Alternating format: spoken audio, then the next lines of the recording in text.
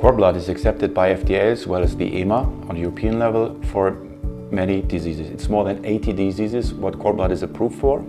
It's mainly been used to use the hematopoietic stem cells derived out of cord blood for many diseases. For example, specific forms of leukemia, hereditary diseases of the bone marrow, Fanconi anemia, for example, and other hereditary diseases, and is consequently accepted.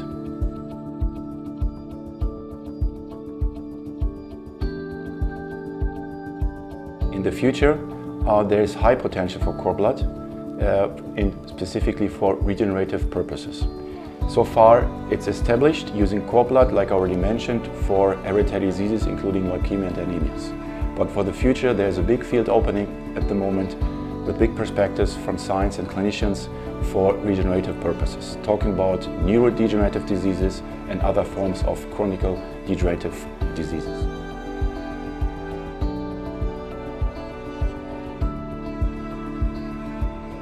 The nice thing about the technique about cryopreservation is that we can bring down the cord blood on ice for not only a few years, even more for many, many decades, and even more lifelong for the patient and for the donor itself.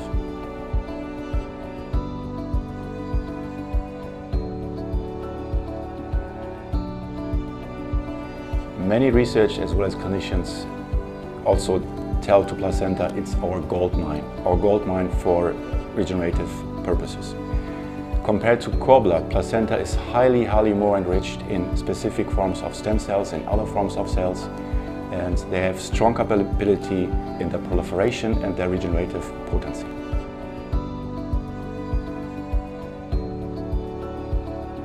Since the last decade, there are more than hundreds of clinical trials ongoing with positive outcomes using placenta cells for regenerative purposes. Main focuses are here neurodegenerative diseases, including cerebral palsy, stroke, as well as Alzheimer's, another good example. Also metabolic disorders, including diabetes, joint problems, including chronic arthritis, as well as chronic bowel problems, including colitis, Crohn, and also main focus idiopathic pulmonary fibrosis, a kind of chronic disease of the lungs.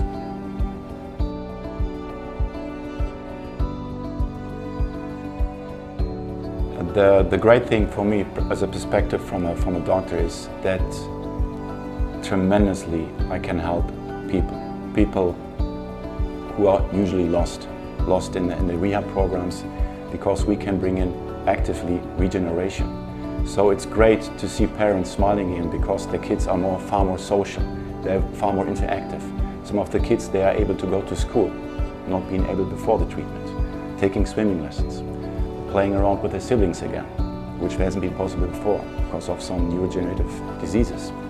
Looking at the adults, coming back to life, standing up from wheelchairs, bringing back quality in their lives, bringing back the perspectives to their lives, that they're able to move the arms, which wasn't possible before because of stroke, getting rid of pain, getting rid of chronic inflammation, and so on and so on. And so it's great to listen to all our patients, having great feedbacks, and actively being able to help all those people.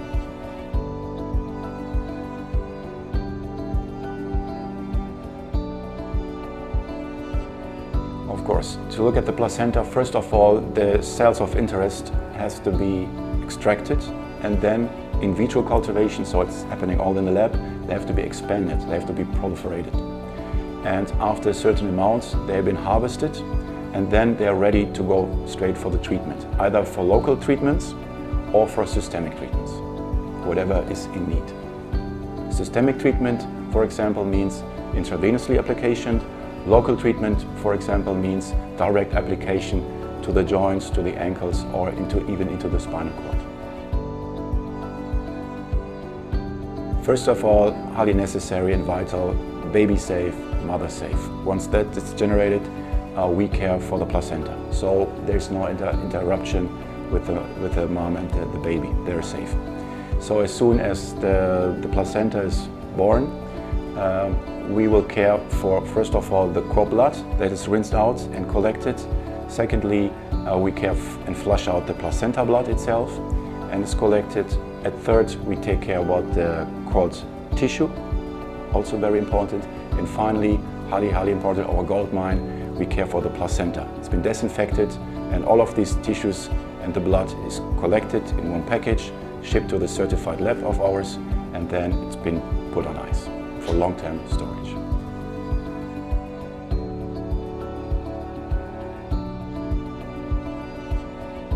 Usually, and in most cases, it can be done for everyone. In rare cases, very rare cases, there could be, for example, infection or menulysis during birth process of the placenta. So it's unuseful. But this is very, very rare. Important to know that placenta can be collected in the case of vaginal delivery as well as for cesarean section. In both cases, placenta collection definitely possible.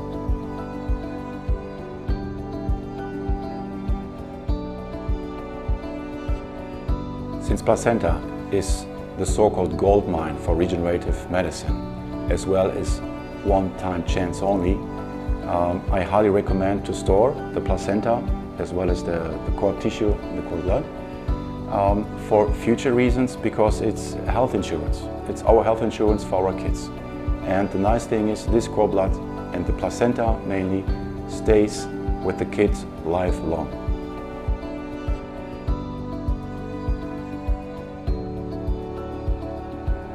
First and mandatory step for the freezing process of placenta is its disinfection. So first of all, it's disinfected with specific prepared antibiotics. The next step, the placenta is processed into small pieces and consequently the addition of a cryoprotective agent to be able to put it down on very deep temperature. After a thorough quality assessment on top of this process, we are able to store placenta for centuries and even decades on minus 150 Celsius in the specific certified labs. That's easy, just visit cordbloodcenter.cz.